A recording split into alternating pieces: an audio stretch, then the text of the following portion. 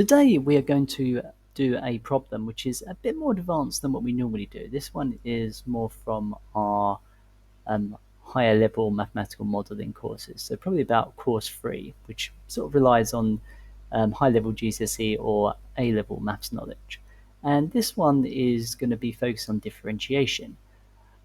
To do that though, we actually need to be able to generate a polynomial in order to differentiate that. And the first step to that is to know about lists. So let's talk about what lists are.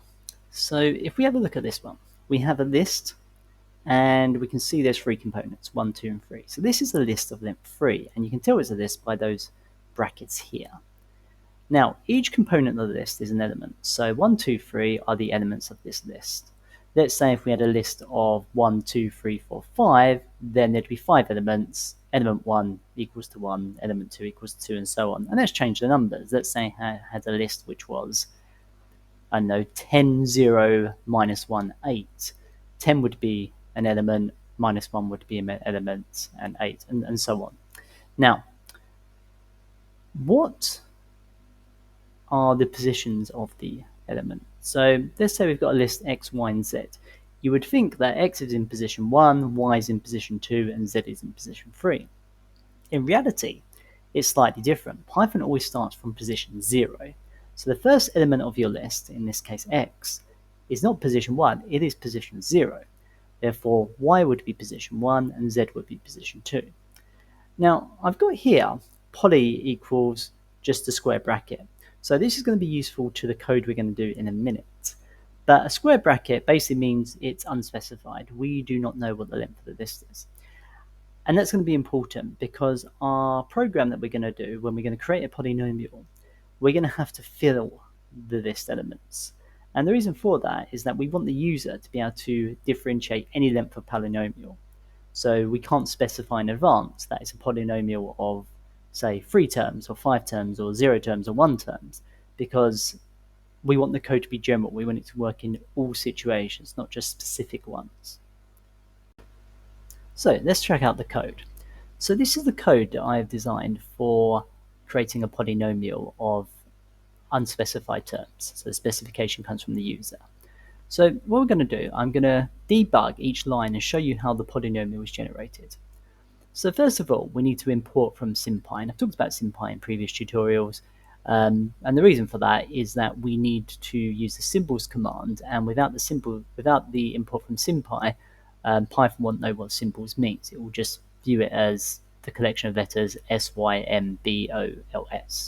So let's debug each line. So the first one, the size. So how many terms does a polynomial have? So I'm asking the user, how many terms does their polynomial have? So let's type in 3. So the polynomial is going to have 3 terms. Good. Now, like I said, we want to keep it general. So this line here, poly, and the square bracket means it's general. We're going to be filling that in, and we're going to fill it in with 3 elements because we've specified 3 terms. So we'll see how that works. Now, for I in range, now let's talk about that a bit more. So I've done while loops before, but this is a for loop. So a for loop basically is an iterative loop, which will be useful, and we can specify the endpoint within the line. So for I in range size. So we've specified the size as 3. So it's going to loop 3 times, which is what we want because we want to fill in the list for the 3 elements. So if we click on that, so we're starting with I equals 0. So remember I said position in the list, the position is not the first position, it's the 0 position. So we call it position 0, but what we really mean is we're going to fill in the first element.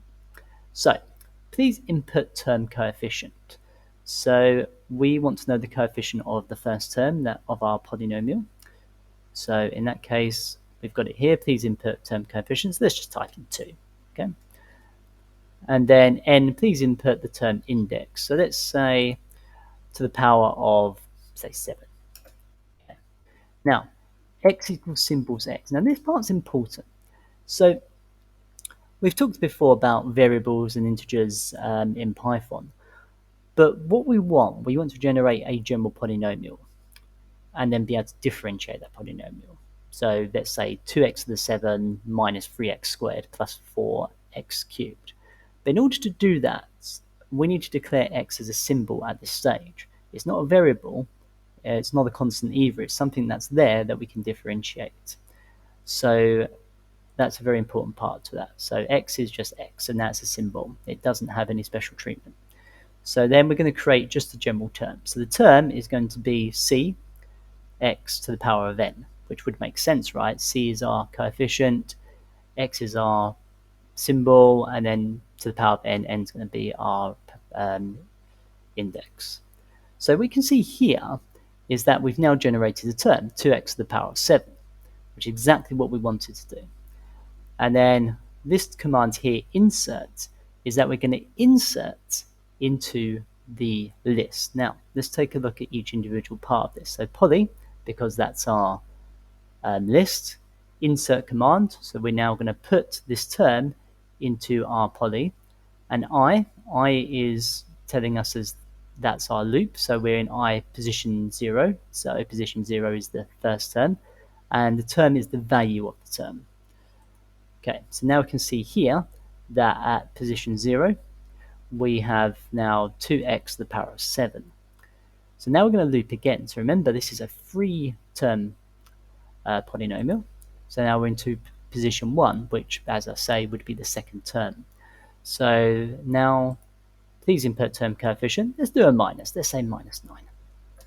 Type that in. And then please input term index. Let's do a negative power. Let's say negative 3. Okay, and then the symbols is just going to be that.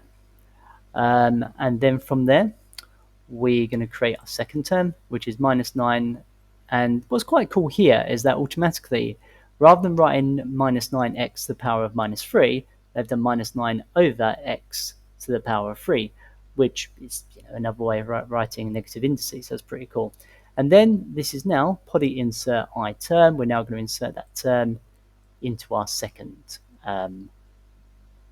position. So position 1, our second position. So then remember it's a free term, so now we're going to go I equals 2. So I equals 2 is our third position. And let's type in just, I don't know, say 12. And we're going to chuck in that. And do you know what? I'm going to put in power of 0. So x, any number to the power of 0 will give me 1. So x to the power of 0 would be 1. So let's type that in, and we'll see what happens. And what's pretty cool is it's automatically done that. So rather than writing out 12x to the power of 0, it's done x to the 0 is equal to 1. 1 times 12 is 12. So that's pretty cool. And then finally, we have our third term. And then we're going to print that out, and we've got this. Next tutorial, we're going to differentiate that, and I'll see you there.